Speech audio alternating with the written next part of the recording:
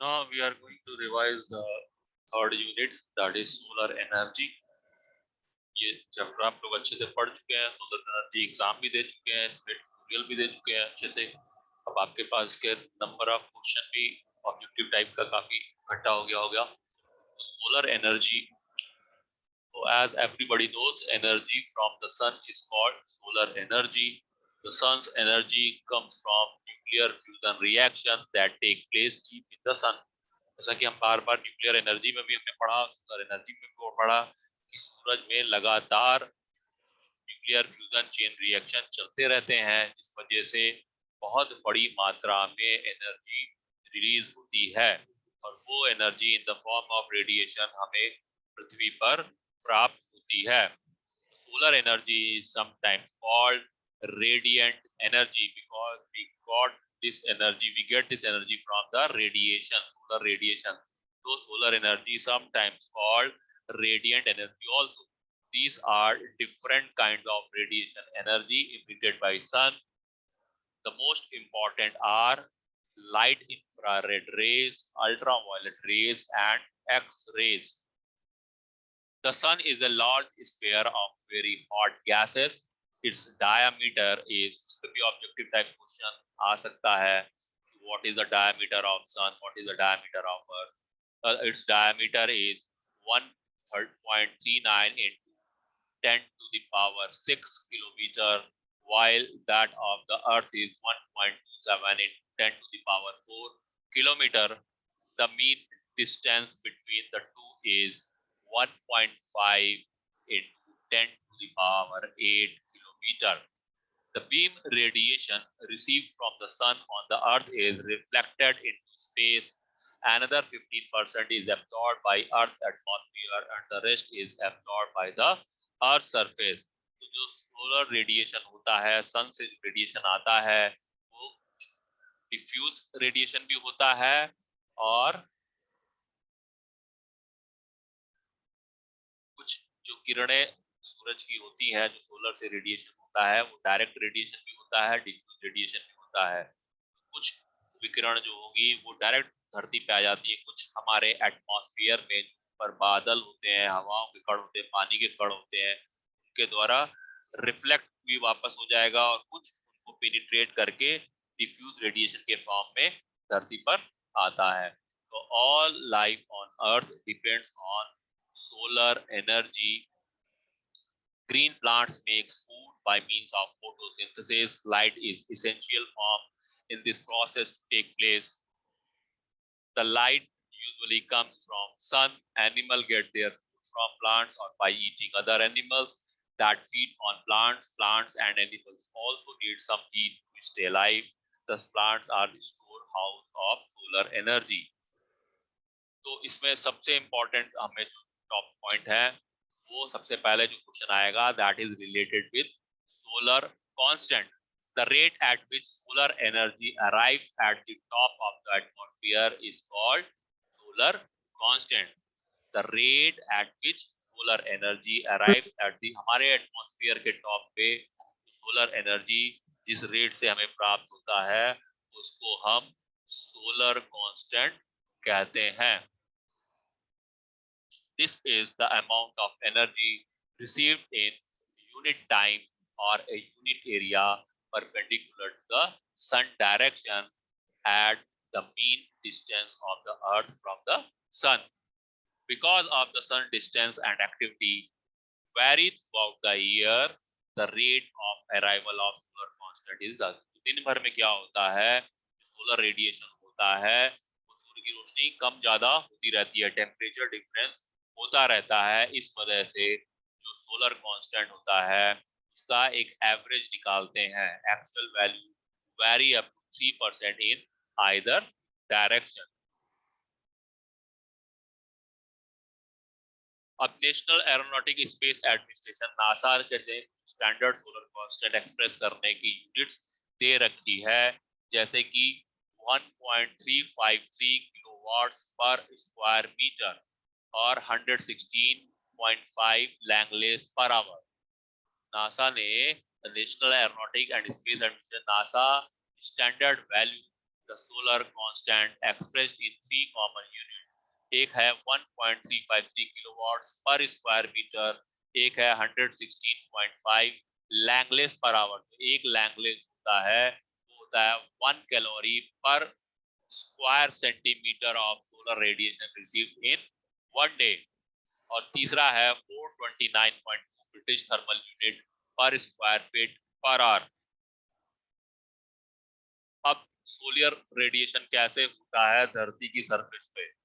तो solar radiation at the earth surface, the solar radiation that penetrates the Earth's atmosphere and reaches the surface differs in both amount and character from the radiation at the top of the atmosphere in the first place.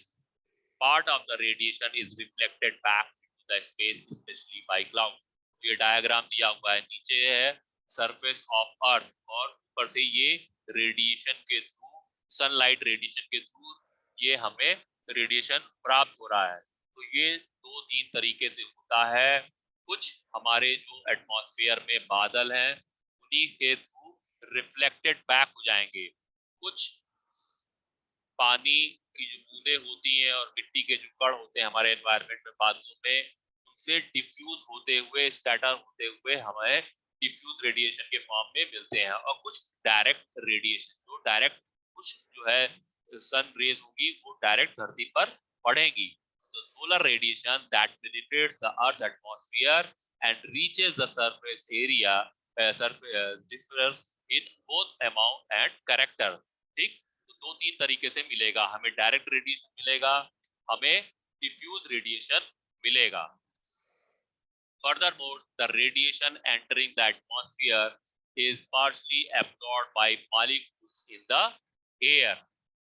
ठीक, तो जो हमारे जो radiation होता है वो जब atmosphere में हमारे आता है तो हमारे ऊपर जो बादल हैं, बादल में क्या होता है, ऊपर हमारे एटमॉस्फेयर में ऑक्सीजन है, ओजोन उसकी पूरी लेयर होती है। ठीक, तो उसमें क्या होता है, कुछ पानी की बूंदों और मिट्टी के कण होते हैं, उसमें कुछ एब्जॉर्बेशन हो जाता है। तो oxygen and ozone form from oxygen absorb nearly all the ultraviolet radiation. जो भी हमारे लिए हार्मफुल रेडिएशन है वो हमारी ऑक्सीजन लेयर और ओजोन लेयर क्या करती है, उसको एब्जॉर्ब कर लेती है, धरती पर नहीं आने दी जाती है। इसीलिए ग्लोबल वार्मिंग को कम से कम करने का प्रयास किया जा रहा है। ग्लोबल वार्मिंग की वजह से हमारी ओजोन लेयर, हमारे एटमॉस्फेयर के ऊपर जो लेयर है वो ओजोन लेयर ऑक्सीजन O2 और O3 की लेयर बनी हुई है, जो कि डैमेज होगी तो ये जो अल्ट्रावायलेट रेडिएशन है ये डायरेक्टली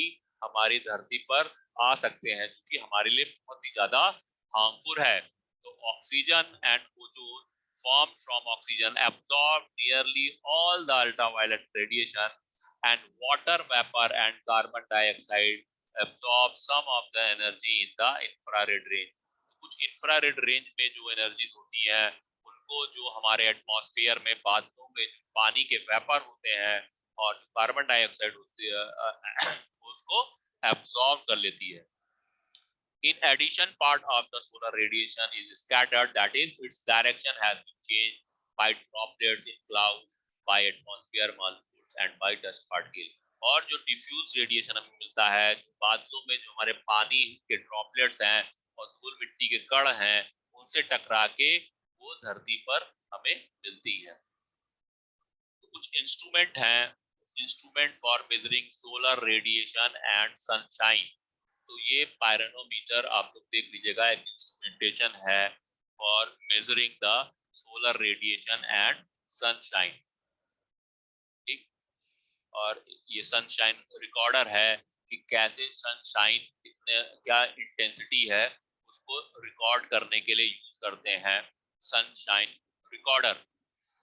तो हम जो है एप्लीकेशंस पे आ रहे हैं। एप्लीकेशन के बाद बेसिकली हम स्टार्ट करेंगे हमारा जो मेन मकसद है आज की विजन क्लास में, सोलर कलेक्टर। कि सोलर कलेक्टर का क्या रोल है और सोलर कलेक्टर यूज करके हम कैसे डिफरेंट एप्लीकेशन में सोलर एनर्जी का यूटिलाइजेशन करते हैं। तो there are some energy, solar energy application. First one is heating and cooling of residential building. Second is solar water heating. Third is solar drying of agriculture and animal product. तो solar water heating भी, हम solar water heater इसकी एक application है, उसमें हमने पढ़ा था। सोलर वाटर हीटिंग कर सकते हैं, किसी भी बिल्डिंग को ठंडा और गर्म करने के लिए भी सोलर एनर्जी का यूज करते हैं। Third is solar drying of agriculture and element product. तो सोलर से हम उसमें कैसे एग्रीकल्चर प्रोडक्ट को हम सुखाते हैं। तो salt production by evaporation of sea water, तो समुद्र का खारा पानी जिसमें नमक बहुत ज्यादा मात्रा में होता है, तो हम प्रोसेस करके से खाने का नमक और पानी अलग कर सकते हैं। तो पानी हम पीने योग्य बनाते हैं डिफरेंट प्रोसेस से, और नमक अलग कर लेते हैं। सोलर कुकर, जहाँ पे बहुत ज्यादा मात्रा में साल भर हमें सोलर एनर्जी मिलती है, वहां पे सोलर कुकर का उपयोग खाना बनाने के लिए with some restriction यूटिलाइज होता है। Next is solar engine for water pumping. एक इसकी एप्लीकेशन और है, सोलर इंजन जो कि वाटर पंपिंग के लिए यूज होता है। फिर सोलर रेफ्रिजरेशन, रेफ्रिजरेशन प्रोसेस में भी सोलर एनर्जी यूज होती है। Eighth one is solar electric power generation. Ninth is solar electric power generation. Ninth is solar photovoltaic cells which can be used for electricity। यही detail में हमने इस unit में पढ़ा था कि कितनी दो तीन जनरेशन पढ़ी थी हमने फोटोवोल्टाइक सेल की, कि उसको कितने तरीके के फोटोवोल्टाइक सेल होते हैं अलग अलग जनरेशन में, और उनको यूज करके हम कार्बन अरे इलेक्ट्रॉन और होल पेयर बना करके किस तरीके से हम इलेक्ट्रिसिटी प्रोड्यूस करते हैं। And next is solar furnaces. So today we will discuss the solar collector. A solar collector is a device for collecting solar radiation and transfer the energy fluid passing in the contact with it. Solar collector का main काम होता है solar radiation, जो solar से radiation हो रहा है, जो भी सोलर एनर्जी आ रही है, वो ऑलमोस्ट 100% एब्सॉर्ब करना, और उसको एब्सॉर्ब करके उसके कांटेक्ट में जो फ्लूइड होता है, सोलर कलेक्टर के कांटेक्ट में जो फ्लूइड आता है, उसको हीट पास ऑन करना और उसको गर्म करना। सोलर कलेक्टर का बेसिकली कॉन्सेप्ट होता है कि मैक्सिमम सोलर रेडिएशन को एब्सॉर्ब करना और उस टेम्परेचर को, उस हीट को पास ऑन करना जो भी फ्लूइड उस सोलर कलेक्टर के कांटेक्ट में आता है। तो ये कई तरीके के सोलर कलेक्टर रहते हैं। Utilization of solar energy requires solar collector. These are generally of two types. पहला है non concentrating और flat plate solar collector, और दूसरा होता है concentrating और focusing type solar collector। तो flat plate collector जो होता है उसको non concentrating type भी बोलते हैं, where temperature below about 90 degrees Celsius are adequate, as they are for space and surface water heating flat plate collector, which are one of the non-concentrating type, are particularly convenient. They are made in rectangular panels from about 1.7 to 2.9 square meter in area and are relatively simple to construct and erect। जहाँ पे 90 degree Celsius के आसपास temperature की जरूरत पड़ती है, वहां पर फ्लैट प्लेट कलेक्टर को यूज करते हैं। ये रेक्टेंगुलर पैनल के शेप में होता है, जो कि 1.7 से 2.9 स्क्वायर मीटर के एरिया में होता है, और ये बहुत आसान होता है बनाना। Flat plates can collect and absorb both direct and diffuse solar radiation. ये दोनों तरीके के रेडिएशन को एब्जॉर्ब करता है, चाहे वो डिफ्यूज रेडिएशन हो या डायरेक्ट रेडिएशन हो। Flat plate solar collectors may be divided into two main classifications based on the type of heat transfer fluid used। Flat plate collector को दो तरीके से हम क्लासिफाई कर सकते हैं किस तरीके का फ्लूइड ट्रांसफर यूज होता है। ठीक, ये डायग्राम बना हुआ है, ये हमने पहले भी आपको अच्छे से बताया था। ये बॉक्स के शेप में डायग्राम है, रेक्टेंगुलर बॉक्स। तो इसमें सबसे ऊपर जो है, ये आप इसे लकड़ी का बॉक्स भी समझ सकते हैं, जैसे होता है। तो सबसे ऊपर क्या है कि डबल ग्लास लगा हुआ है, उस ग्लास और एयर टाइट ग्लास होता है। जो भी सोलर रेडिएशन होगा, डायरेक्ट और डिफ्यूज, वो इस ग्लास से होता हुआ इसके अंदर आएगा। अब अंदर जो आपको स्ट्रेट लाइन पहली दिख रही है, वो स्ट्रेट लाइन नहीं है, वो एक बड़ी सी प्लेट है, दैट इज एब्जॉर्बर प्लेट। तो ये ब्लैक एंड एब्जॉर्बर प्लेट होती है, काले रंग का इस पे पेंट किया हुआ होता है, ब्लैक एंड एब्जॉर्बर प्लेट। तो जो सोलर रेडिएशन होता है ऊपर से शीशे से होता हुआ आता है, तो ये black absorber plate total radiation को एब्जॉर्ब कर लेती है। और इस प्लेट के नीचे जो आपको सर्किल के शेप में दिख रहा है, this is not a circle, ये सिलेंड्रिकल शेप में लंबे लंबे पाइप होते हैं, जिसमें कि फ्लूइड भरा होता है, जिसको हमें सोलर एनर्जी से प्राप्त टेम्परेचर से, हीट से गर्म करना होता है। इसमें फ्लूइड होते हैं जिस फ्लूइड को हमको गर्म करना होता है। जो सर्कुलर शेप में आपको दिख रहे हैं, ये हीट ट्रांसपोर्ट फ्लूइड जो है इसके अंदर, ट्यूब्स के अंदर ये ट्यूब्स हैं, और इन ट्यूब्स में फ्लूइड भरा होता है। इनको जो है ऑब्जर्वर प्लेट से हम सोल्ड करके या कनेक्ट करके रखते हैं इस तरीके से, जितना भी टेम्परेचर ऑब्जर्वर प्लेट को रेडिएशन से आता है, वो इन ट्यूब्स के अंदर जो फ्लूइड है उनको गर्म करने के काम आता है। और इसके नीचे फिर इंसुलेशन मटेरियल भर देते हैं, जिससे कि हीट बाहर ना निकलने पाए, मैक्सिमम हीट मेंटेन रहे। ठीक, तो ये डायग्राम है। सबसे ऊपर हो गया हमारे किचन के ऊपर रखी हुई ग्लास शीट्स होंगी डबल, उसके नीचे हमारा एब्जॉर्बर प्लेट है, एब्जॉर्बर प्लेट में हमारी ट्यूब लगी हुई है, जिसमें कि फ्लूइड भरा हुआ है, जिसको कि हमको गर्म करना है। तो liquid heating flat plate collectors are used for heating water and non-freezing aqueous solution. ठीक, there are many flat plate collector design, but most are based on the principle, as you can see in the diagram, it is the plate and type collector. ठीक, so it basically consists of a flat surface with high absorptivity or solar radiation called the absorbing surface. Typically a metal plate, usually of copper, steel or aluminum material with tubing of copper in thermal contact. The plates are the most commonly used material. Typically जो metal plate use करते हैं, copper, steel या aluminium material की use करते हैं। The absorber plate is usually made from a metal sheet of 1 to 2 millimeter in thickness, while the tube, which are also of metal, range in diameter from 1 to 1.5. तो जो metal absorber plate use की जाती है, उसकी thickness 1 से 2 millimetre के आसपास होती है, और जो ट्यूब हम यूज करेंगे, जिसमें कि हम फ्लूइड जो गर्म करना रखते हैं, उसका डायमीटर होता है 1 से 1.5 सेंटीमीटर। ठीक, वो क्या होती है, दे आर सोल्ड ब्रिज और clamp the bottom of the absorber plate with the pitch ranging from 5 to 15 centimeter. In some design, the tubes are also in line and integral with the absorber plate. The primary function of the absorber is to absorb maximum radiation, reaching it to the glazing to release maximum heat upward to the atmosphere and downward to the back to the container and transfer retained heat to the work.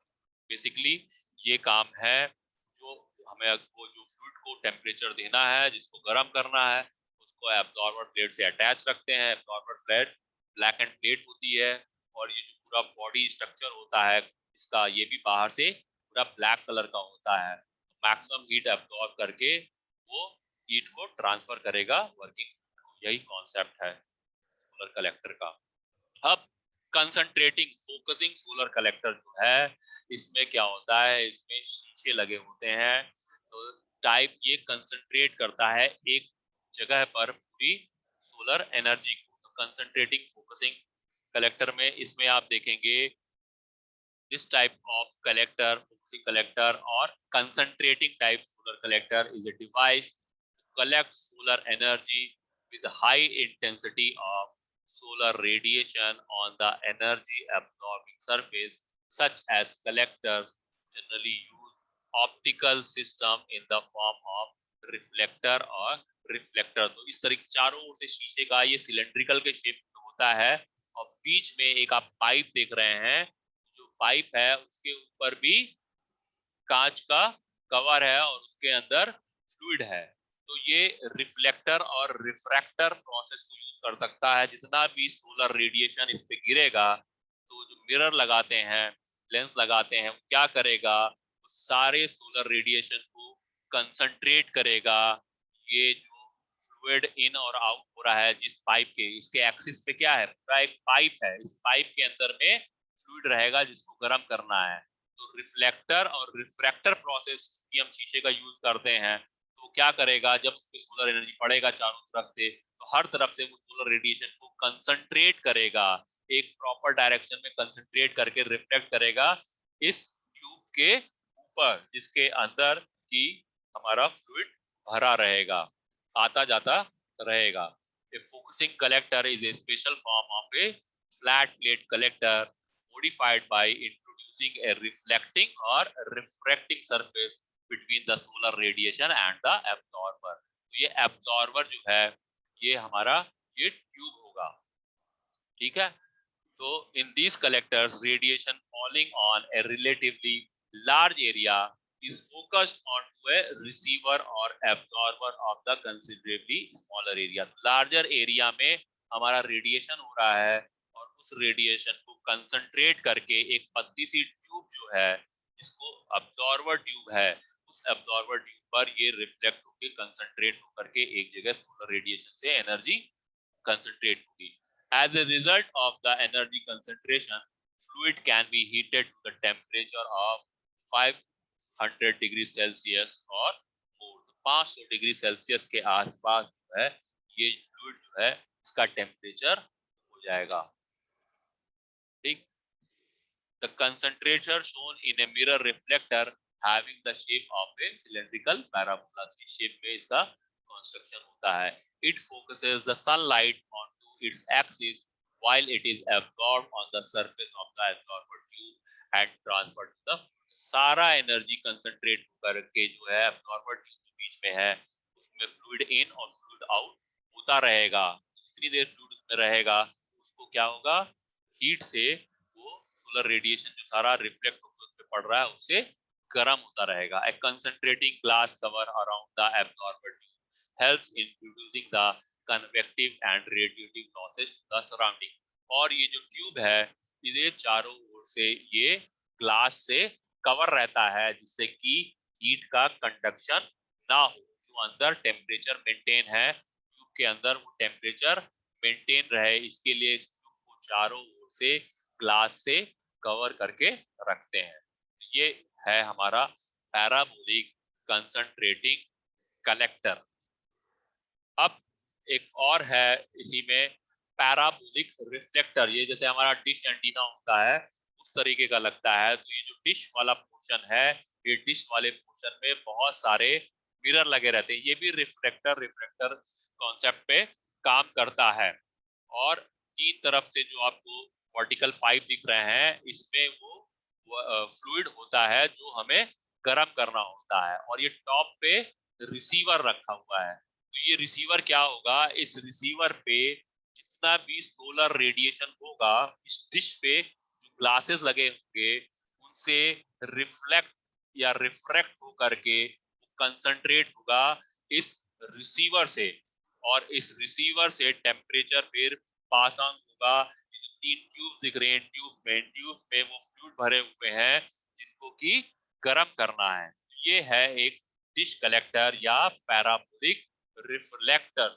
The generation of still high working temperature is possible by using parabolic refractors as shown in figure which have a point focus। A parabolic dish collector brings solar radiation to a focus at a point actually a small center value। A dish 6.6 meter diameter has been made from about 200 curved mirror segments forming a parabolic surface. इस parabolic surface में 6.6 metre diameter के उसमें करीब 200 curd mirror segment जो है लगे रहते हैं, जो कि सारे सोलर रेडिएशन को रिफ्लेक्ट करेंगे रिसीवर पे। The absorber located at the focus is a cavity made of zirconium copper alloy with a black foam selective coating। ठीक है, तो ये जो रिसीवर पे है, जो एब्जॉर्बर वहां पर है, वो जो है जिर्कोनियम कॉपर एलॉय का बना होता है और इसके ऊपर ब्लैक फोम सिलेक्टिव कोटिंग होती है। ठीक, the heat transport fluid flows into and out of the absorber cavity pipes bonded to the interior।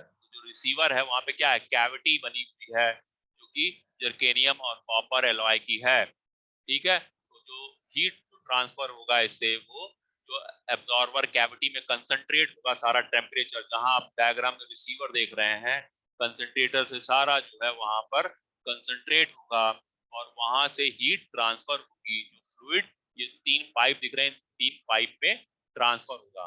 The dish can be turn automatically about 2 axes so that the sun is always kept in a line with the focus and the base of parabolic dish। तो ये जो dish होती है, ये इस तरीके से हम सपोर्ट से इसको लगाते हैं कि जिधर जिधर सूरज का डायरेक्शन हो, उस डायरेक्शन में ये डिश मूव कर सके। Thus the can be fully tracked at essentially all time। जैसे पूरा दिन सुबह 9 बजे मान लीजिए सूरज का डायरेक्शन कहीं और होता है, 12 बजे डायरेक्शन कहीं और होता है, तो जिधर जिधर सूरज का डायरेक्शन होगा, उस डायरेक्शन पे ये डिश जो है मूव करेगी, जिससे मैक्सिमम सोलर रेडिएशन को यूटिलाइज कर सके।